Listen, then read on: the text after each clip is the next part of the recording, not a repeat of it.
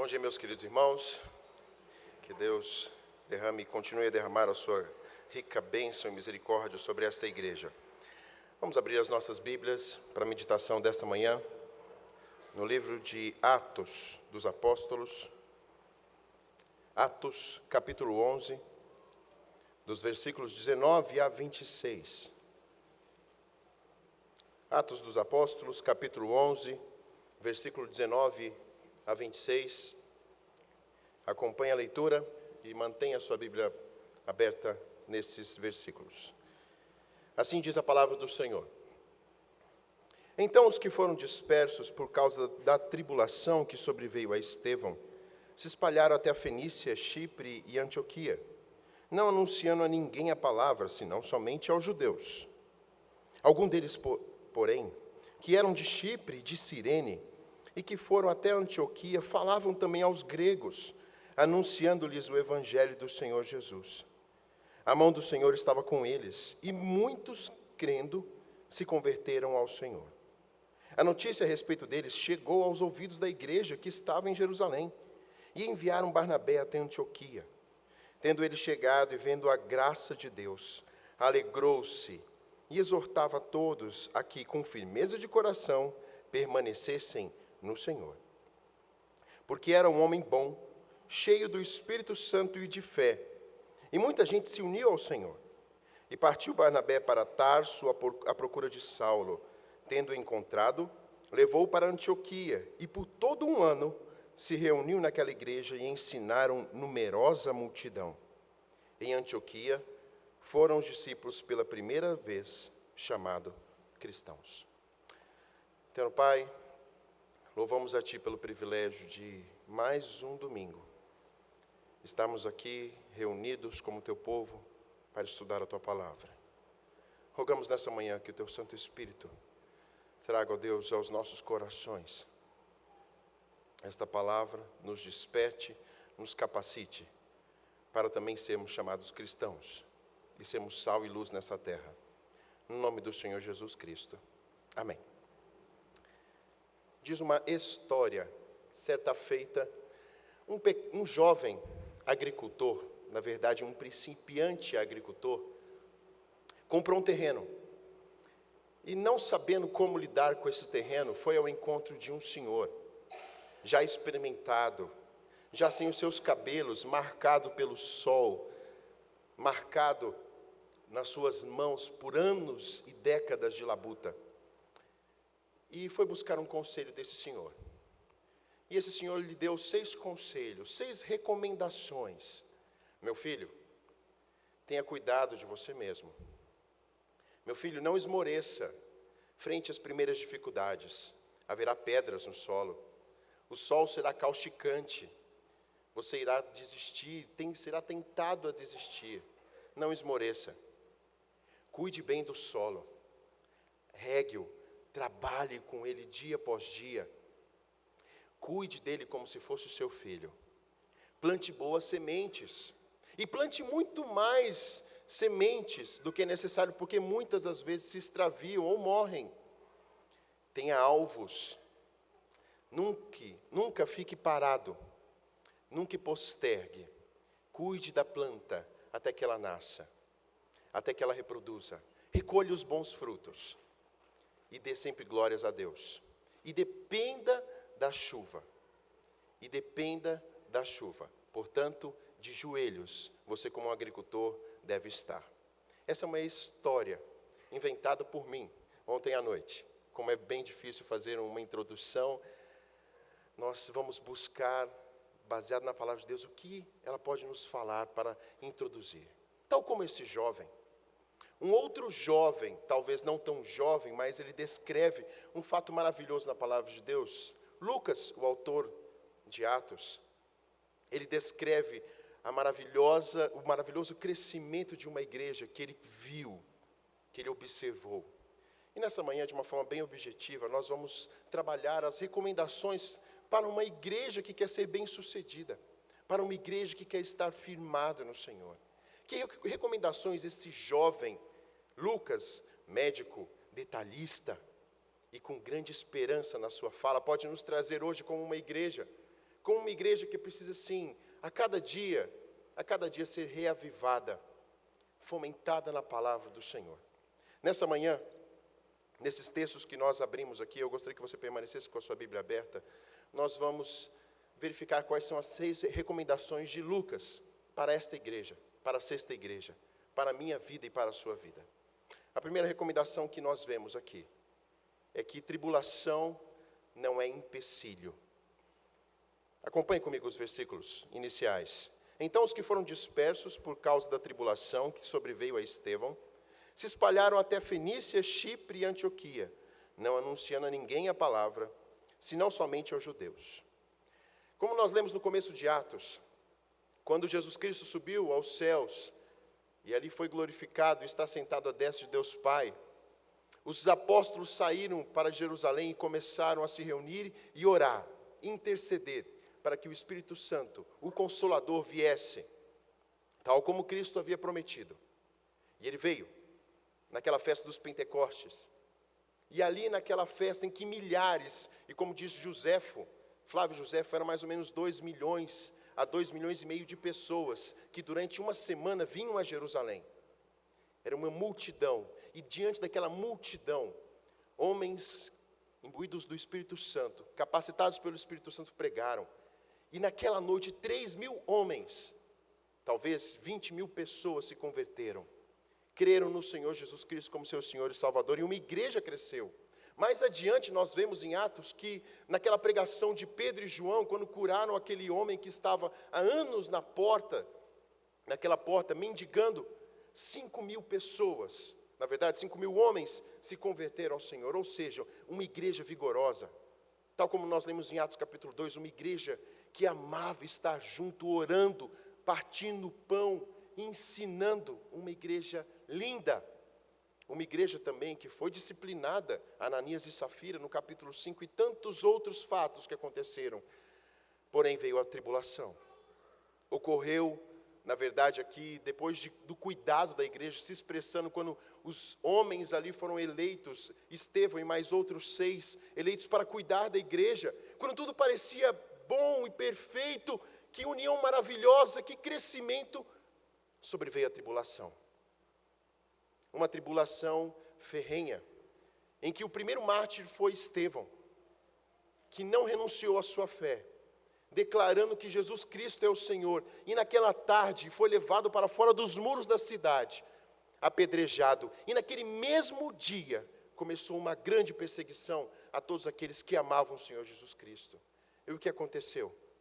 As pessoas tiveram que fugir, elas foram dispersas por todas as regiões, e não somente essa perseguição ficou ali na região de Jerusalém, foi por toda a Judéia e Samaria, que estava um pouco mais à frente.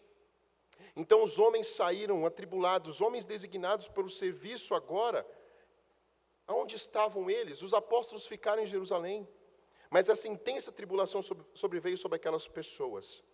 Saulo, um jovem zeloso pela religião judaica, perseguia os homens sem piedade, lançando no cárcere, prendendo-os. E esses homens então, que amavam o Senhor, começam a fugir para a Fenícia, hoje atual Líbano. Vão para a região de Chipre, uma ilha, bem ali ao oeste de Jerusalém. Outros fogem um pouco mais acima, numa região chamada Antioquia, que era uma gigantesca cidade. Talvez ali no meio dessa cidade não nos achassem. Meus amados, em meio a este caos, nós podemos pensar com os nossos corações, a esperança deve ter ruído. A igreja maravilhosa que ali estava não existe mais. Estou agora sozinho, numa cidade ou em uma vila, fugindo da perseguição. Que falta de esperança nós poderíamos pensar. Mas será que em meio a este caos existiu essa falta de esperança? A resposta é um claro não.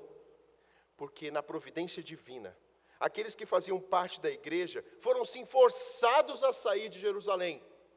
Mas aqui nós vemos servos que amavam o Senhor, enquanto eram forçados a sair de Jerusalém, eram semeados em todos os locais aonde paravam. Ou seja, no seu coração é claro, uma dor por sair da igreja, mas um ardor em pregar o evangelho de Cristo, e eles foram semeados por essas nações que precisavam ouvir da palavra do Senhor. A tribulação, então, meus amados, foi um meio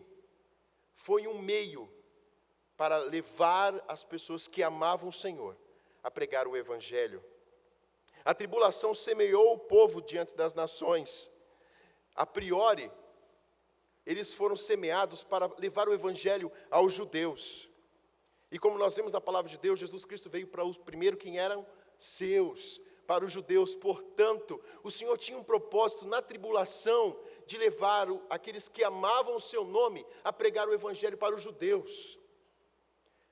Deus usa as tribulações, Deus usa os momentos caóticos na nossa família, na nossa nação, para nos semear. É necessário que venha o sol causticante, é necessário que a semente morra, para que ela produza frutos. E para que ela morra é necessário todo um sistema ao seu redor, de tribulação. Uma borboleta, para que ela possa ter asas fortes, é necessário um casulo bem apertado, a fim de que ela passe forçando para que as suas articulações, eu não entendo muito bem de biologia, mas eu li um pouquinho disso, para que as suas asas estejam firmes, para quando sair do casulo, esteja forte para voar. Se você fizer como eu já fiz várias vezes, tirar o casulo da borboleta, ela não vai voar. A tribulação é um meio usado por Deus. Portanto, Deus usou a morte de Estevão, essa tribulação, para mover e expandir o evangelho. E aquelas pessoas, em vez de esmorecerem, se colocaram na mão de Deus. Como eu vejo as tribulações? Como eu vejo as tribulações em que estou vivendo nesse instante da minha vida? Me deixo levar por elas? Esmoreço? Ou tenho a confiança centrada no meu Senhor? De que mesmo se eu for espalhado por este Brasil, ou por essas nações que estão aqui ao redor, o Senhor ainda vai ser glorificado.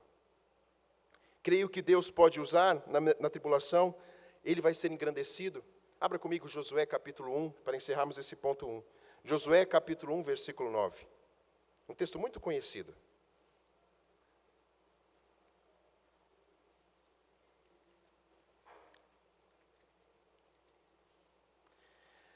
Não te mandei eu? Ser forte e corajoso, não temas, nem te espantes, porque o Senhor teu Deus é contigo por onde quer que andares. Tribulações vêm, mas o Senhor é com aqueles que são seus, aqueles que Ele resgatou. Eu não devo temer a tribulação, eu não devo temer os problemas, para como servo do Senhor, levar a palavra. Eu tenho que me dispor, eis-me aqui, envie-me a mim. A segunda recomendação que nós vemos nesse texto maravilhoso de Atos, é a ousadia para a evangelização. Continue voltando ali em Atos capítulo 11, nos versículos seguintes. Diz assim a palavra de Deus: alguns deles, porém, que eram de Chipre e de Cirene, e que foram até Antioquia, falavam também aos gregos, anunciando-lhes o evangelho do Senhor Jesus. Fui buscar no dicionário o que significa ser ousado. Olha que interessante. É aquele que revela audácia. O que é audácia? Audácia é a qualidade de quem ousa realizar tarefas difíceis e perigosas. É um impulso que leva a realizar atos arrojados. E nós vamos para o que significa ser arrojados? Arrojados é um ato que não demonstra temor e que tem a característica de inovação. Servos ousados. Diferentemente daqueles que pregavam aos judeus, Deus agora levanta homens para pregar aos gentios. Só que perceba de onde esses homens vieram. Esses judeus helenizados, de onde vieram? Eles vieram de duas regiões. E se a gente entender um pouquinho o contexto da época, nós vamos ver como a palavra de Deus aqui ela é tão clara e maravilhosa. Porque Chipre, como nós vemos lá em Tito 1, 2, 3, quando eu já fiz essa pregação uns 2 anos atrás aqui para a igreja, Tito era conhecido como uma região não grata. Era uma região onde os homens eram preguiçosos, onde os homens eram mal falados. Cirene estava no norte da África, era uma região de escravos, era uma região onde ninguém sequer ousaria dizer que de lá viriam homens inteligentes, homens que iriam edificar alguma coisa. E foi desses dois lugares que Deus trouxe homens para pregar o Evangelho. É das coisas loucas desse mundo que Deus se apraz em levantar para mostrar que é o seu grande nome que levanta as pessoas. Não foi de Alexandria, não foi de Jerusalém que Deus levantou homens assim. Foi de locais aonde as pessoas sequer cogitavam que Deus levantaria homens.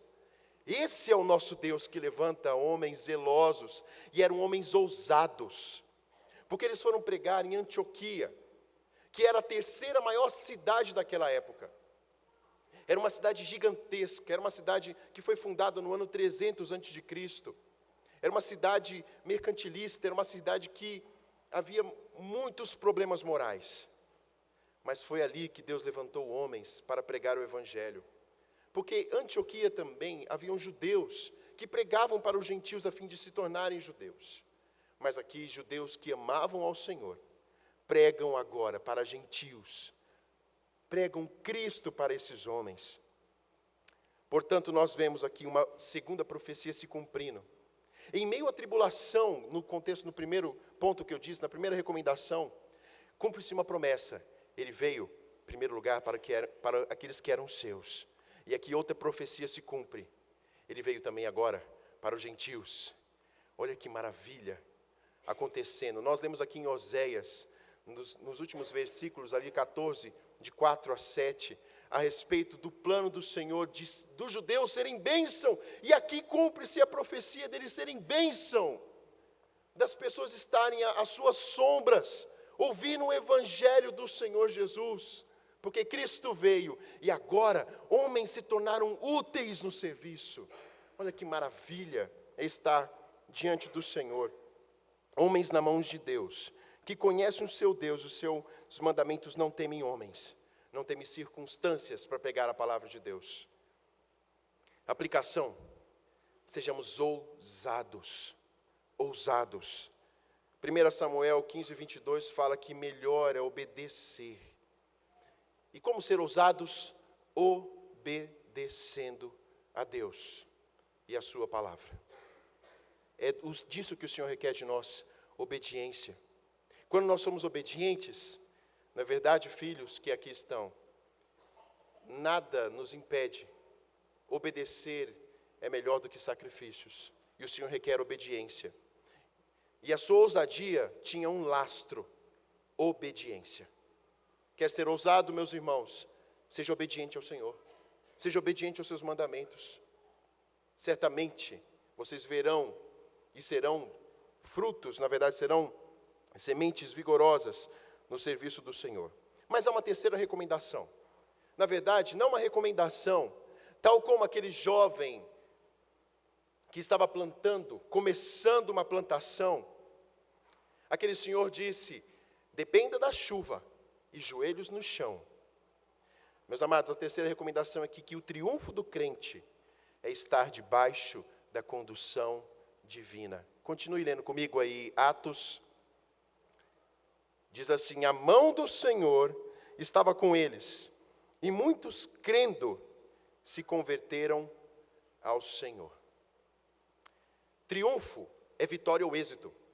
Essa palavra triunfo que eu usei é uma palavra muito usada para aqueles generais romanos que desfilavam com os escravos, com os despojos da batalha, e levavam todos eles diante de Roma. E no final, esse general se colocava diante de todo o povo, e ele era coroado, e recebia gratificações, e o seu nome era gravado para a eternidade.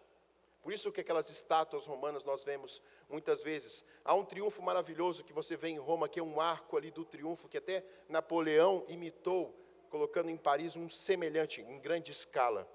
Mas o triunfo era para quem vencia a guerra. Só que o triunfo do crente, o triunfo daquele que ama ao Senhor, não está na sua própria força. Primeiro que a nossa força, se depender da nossa força, se depender do nosso conhecimento, nós seremos nulos, inoperantes ineficazes, nos frustraremos. É por isso que muitas vezes encontramos dentro do seio da igreja pessoas frustradas, porque basearam a força, basearam a sua vida cristã nas suas próprias forças. E aqui nós vemos que a palavra de Deus nos ensina que é a mão do Senhor que estava com eles. Então, o triunfo só veio por meio do Senhor. O Senhor os guiava, o Espírito de Deus os movia. O Espírito de Deus levava esses homens, lhes dava ousadia. Mesmo eles estando passando por tribulações, Deus os levava, Deus os comissionava. Tal como foi requerido dos discípulos diante de Jesus, não temas, porque o Espírito Santo de Deus vos dará o que falar. Trará à vossa mente o que falar no momento propício, tal como aconteceu com Pedro diante do Sinédrio, ao ponto de que aqueles sacerdotes olharam entre si: quem é esse que nos fala? É um galileu inculto, mas que poder há nele? A ousadia vem do Espírito Santo de Deus. É Deus quem guia o seu povo, é Deus quem dá ousadia ao seu povo. Portanto, nos acheguemos a Ele hoje. Queremos ser ousados, queremos ter o triunfo em meio às tribulações e que o nome do Senhor seja glorificado. Nos coloquemos de joelho, nos arrependemos dos nossos erros e da nossa questão maligna do coração de querer, pela nossa própria força, fazer algo. Mas dependemos do Espírito Santo de Deus, dependemos dEle. É isso que Ele nos chama esta manhã. Abra comigo a sua Bíblia, para finalizarmos esse terceiro ponto. 2 Coríntios. Quero sempre fechar com um versículo.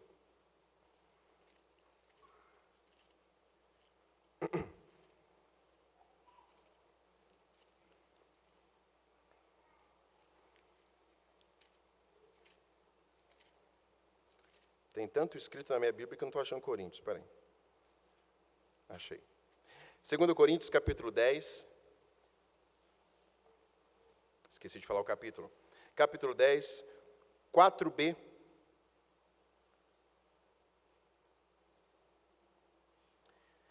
Até o 5. Anulando nós sofismas e toda altivez que se levante contra o conhecimento de Deus, levando cativo todo pensamento à obediência de Cristo. Não é o nosso conhecimento, não é o nosso intelecto que vai nos fazer prosperar. É a obediência a Cristo. É depender exclusivamente dEle. E somente dEle. Anulando em nós os sofismas. É claro que nós precisamos estudar. Precisamos entender ainda mais da palavra e também dos recursos que Ele nos oferece nesses dias atuais. Mas nós temos que depender do Senhor. Quarta recomendação. A alegria do crente é ver e ser coparticipante dos planos de Deus. Olha o texto em Atos, o que acontece depois. A notícia a respeito dele chegou aos ouvidos da igreja que estava em Jerusalém. E enviaram Barnabé até Antioquia. Tendo ele chegado e vendo graça de Deus, alegrou-se. As boas notícias andam depressa. E boas notícias, elas correm. É claro que as más notícias também correm muito rápido. Mas uma igreja crescia agora e prosperava por ação divina. Almas diariamente se dobravam diante de Deus. Imagina a alegria dos apóstolos, porque não existia WhatsApp, não existia correio eletrônico. As notícias, de certa forma, demoravam um pouquinho, apesar que o correio romano era muito rápido, e a distância entre Antioquia e Jerusalém, pelo menos 1 dia e meio de cavalgada, levando o correio. Mas pense na alegria daqueles homens que estavam passando por uma tribulação já há vários anos. É claro que ela tinha se cessado depois que Saulo se converteu. Depois que Saulo se converteu, a perseguição esmoreceu. Mas aqueles apóstolos que estavam ali em Jerusalém, e aquele restinho de igreja que tinha ficado em Jerusalém, certamente, claro, na confiança do Senhor, ainda pregando o Evangelho, mas eu penso na alegria em ouvir a notícia: olha, uma igreja está crescendo lá em Antioquia. Sim, lá em Antioquia, aquela cidade que não ama o Senhor. Imagina a alegria daqueles apóstolos em ouvir essas notícias. Nós vemos aqui que a alegria em ver a salvação dos homens é uma bênção. E mais do que depressa, os apóstolos enviaram um homem. Até eu vou ser ousado em cantar uma canção que eu coloquei ontem no laptop, não. Aí, ó. iPad. Não é iPad, aí você está falando que não é iPad. Enfim, eu dei play ali e saiu uma música muito antiga, não sei se vai estar no tom. Mas essa alegria promove cuidado. Sabe por quê? Porque diz essa música: e quando a igreja se espalhou por todo o canto que havia, providência assim por mão de Deus chegou a Antioquia, precisando de um pastor de almas, mesmo de um pastor de homens, foram procurar aquele que qualificou. Era seu nome Barnabé, natural de Chipre, também chamado de José das Consolações, homem bom e piedoso, cheio de fervor e fé, homem de Deus. Alegria move as pessoas, e Barnabé, um homem de Deus que tinha vendido as suas posses, que morava em Chipre, foi chamado para estar ali junto desses irmãos. E era um homem que conhecia, olha que interessante como Deus move os homens. Um homem que amava, que tinha fidelidade, levado para amparar uma igreja. Esse é o Deus que move as pessoas. Esse é o Deus que quer ver o seu povo alegre. E eu fico imaginando Barnabé chegando ali em Antioquia e vendo aquela igreja maravilhosa e o poder de Deus. E é tão claro aqui que Lucas coloca, ele alegrou-se. Agora eu quero fazer um adendo que talvez a gente nunca percebeu. Lucas era de Antioquia. Lucas era oriundo de Antioquia. E certamente Lucas foi alvo desses judeus que vieram de Chipre e de Cirene para pregar em Antioquia, e ali se converteu. Um homem que agora relata no capítulo 13, e aqui ele coloca como se fosse um sinal de esperança: olha, Deus ainda é o mesmo Deus, levanta homens e mulheres, e a alegria do Senhor está em ver almas sendo convertidas. Qual é a razão da nossa alegria? Ter desaparecido? Primeira pergunta: você tem conquistado almas ao Senhor? A alegria do crente é ver em pessoas se convertendo ao Senhor. A alegria do crente está em servir ao Senhor. Aí está a razão porque muitos estão esmorecidos. É porque a função daquele que foi resgatado pelo Senhor Jesus Cristo é viver uma vida para Ele. É claro que nós temos as nossas lutas, mas se coloque de joelhos diante de Deus. Veja uma alma se convertendo. Há 3 semanas atrás tivemos o privilégio na casa do seu Zé Acácio, lendo o estudo bíblico. A vizinha do seu Zé Acácio estava lá conosco, e quando estávamos lendo o estudo, de repente cai em prantos. Reconhece o Senhor Jesus Cristo como seu Senhor Salvador, reconhece que é pecadora, e vai dizer que não foi um momento alegre. É marcado na nossa alma. É gostoso ver alguém se rendendo ao Senhor Jesus Cristo, chorando com aquele arrependimento e saber que naquele instante o Espírito Santo de Deus está operando na sua vida. Isso produz alegria. Produz alegria em ver pessoas nascendo tal como uma criança a nascer. E é gostoso ouvir o coração batendo. Quando você percebe que aquele coraçãozinho está batendo ali, da mesma forma daqueles que tiveram o privilégio de ver os seus filhos nascendo, não produz alegria? É assim o serviço do Senhor. A alegria do crente está em trabalhar para o Senhor e ver o resultado, que é ver bênçãos ali. É claro que também Deus chama alguns, como chamou Isaías, como chamou Jeremias, para falar, e as pessoas estarem duras. Mas em grande partida Deus quer nos usar para ver almas conhecendo ao Senhor. Atos, capítulo 13, 52, fala que quando Pedro pregava o Evangelho, e eles saíam daquelas regiões onde eles pregavam, eles saíam alegres e jubilosos, porque a palavra de Deus foi pregada. Você quer ter alegria no serviço do Senhor? Se coloque diante dele para servi-lo. Peça: Senhor, me dê almas, me dê esta alegria transbordante. Eu tenho certeza, amados irmãos, o domingo não vai ser pesado. O servir ao Senhor, seja na sociedade, seja evangelizando na sua casa, lá fora, não vai ser pesado. Eu sei disso porque a palavra assim o diz. E não é porque eu sou um pastor, mas era isso que Deus brotava no meu coração, antes de ser pastor. Falar do amor de Deus, e o que impulsionava para estar aqui é ver mais pessoas conhecendo ao Senhor. A alegria de estar com os irmãos que conhecem ao Senhor. Isso é bênção para a igreja. Há uma outra recomendação, um ensino constante e um aprendizado constante. Diz aqui a palavra de Deus em Atos que Barnabé, depois de ficar alegre, exortava com firmeza a todos que com firmeza de coração permanecessem no Senhor, porque era homem bom, cheio do Espírito Santo e de fé. E muita gente se uniu ao Senhor, e partiu Barnabé para Tarso à procura de Saulo. Tendo encontrado, levou para Antioquia. E por todo um ano se reuniram naquela igreja e ensinaram um número grandioso de multidão. O desenvolvimento vem pelo ensino. Queremos ser operosos? Temos que estar debaixo do ensino. Sabe qual é um grande paradigma? Eu fiz um curso de comércio exterior. Se eu voltar para o comércio exterior hoje, eu não entro em mercado nenhum. Porque eu já estou há 7 anos fora desse mercado. 7 anos fora desse mercado. E eu sabia que, já no meu 2º ano fora do mercado, eu já estava incapacitado para entrar nesse meu mercado. Sabe por quê? Porque no mundo, é necessário um ensino, é necessário hoje uma pós-graduação, um mestrado, um doutorado. Em outras palavras, a recomendação quando você entra na faculdade é continue estudando, e sempre estudando, se você quer ser um profissional bom. Por que na palavra de Deus, por que no ensino da palavra de Deus nós somos tão negligentes? Chegamos ao ponto, eu conheço, pronto, chega, não entendo, não quero mais. Não, o ensino precisa ser constante. É assim que uma igreja cresce. Quando eu falo, não quero mais ouvir da palavra, esse dia eu vou, esse dia eu não vou, eu estou sendo negligente para com o ensino, para a minha vida. É aqui a razão de eu não ter alegria. No momento da tribulação, esmorecer a tal ponto de desistir da vida.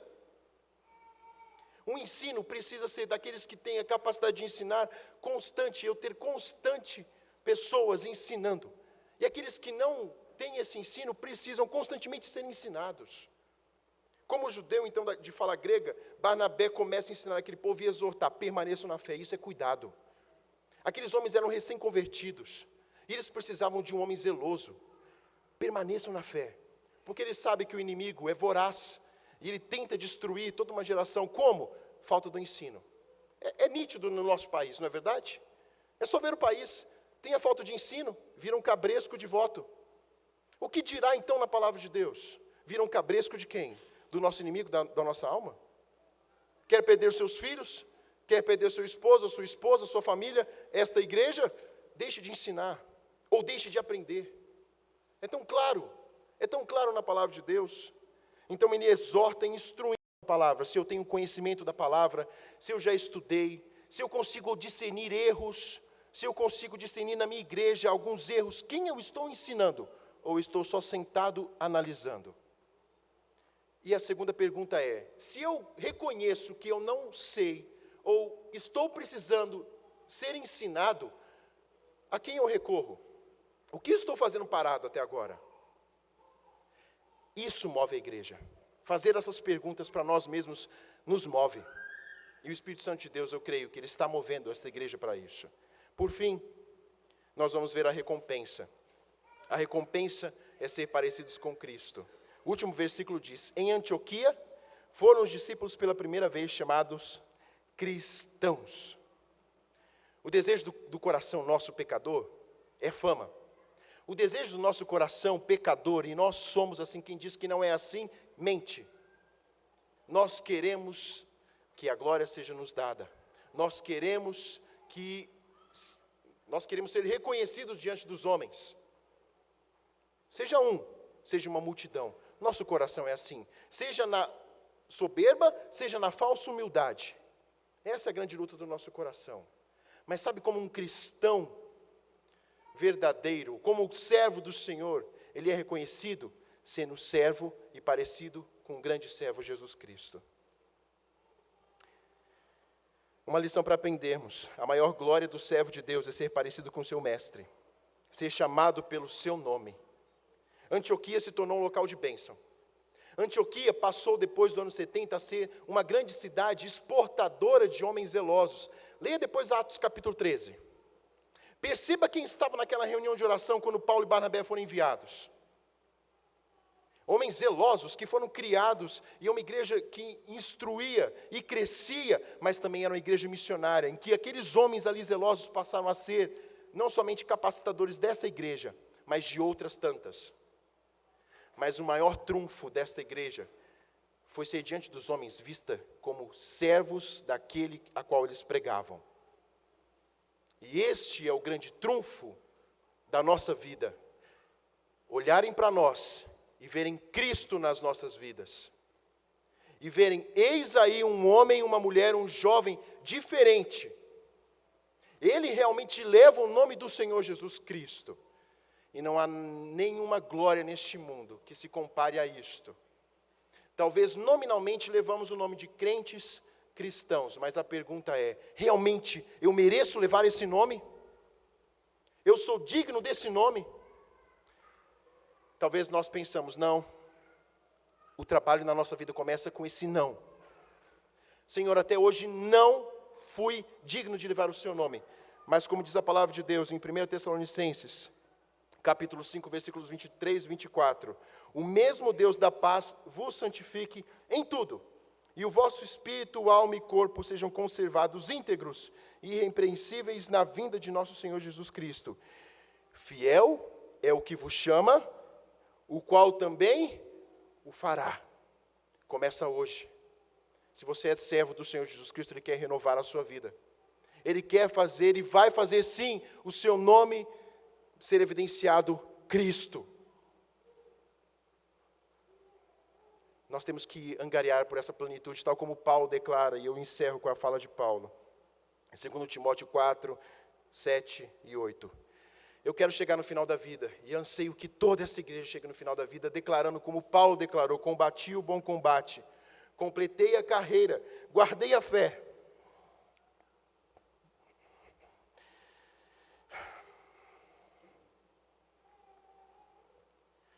Já agora a coroa da justiça, me guardada, a qual o Senhor, reto juiz, me dará naquele dia, e não somente a mim, mas a todos, quantos amam a sua vinda. Que essa seja a nossa oração, que não sejamos só crentes nominais, mas partes de uma igreja vigorosa, que anseia por declarar o nome do Senhor. Vamos orar. Pai eterno, nós louvamos ao Senhor, porque temos a Tua palavra, porque temos o Santo Espírito de Deus que nos norteia. Nos ajude a ser a semelhança de Cristo, ó Pai. Nos ajude a não vacilar em meio às tribulações. Nos ajude a ser ousados para pregar a Tua palavra e não temer os homens, mas ser sal e luz nessa terra. Nos ajude a depender do Senhor. A depender do Senhor em todas as áreas da nossa vida.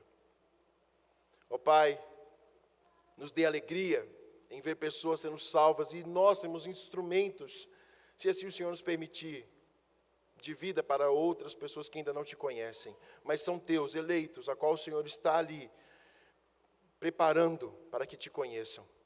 Nos ajude a ser vigorosos, ó Pai, sem temer, mas ensinar e produzir esse ensino com a Tua palavra, que é sã, verdadeira. E nos ajude, ó Pai, a ser parecidos com o Senhor. E, ó Pai, a Tua palavra diz que o Senhor está assim trabalhando e nos forjando para sermos a semelhança de Cristo. Portanto, perdoe os nossos pecados. Perdoe a multidão de nossos pecados e nos traz de volta alegria no Senhor. Para a glória, somente glória do Teu excelso nome. É isso que nós pedimos. Amém.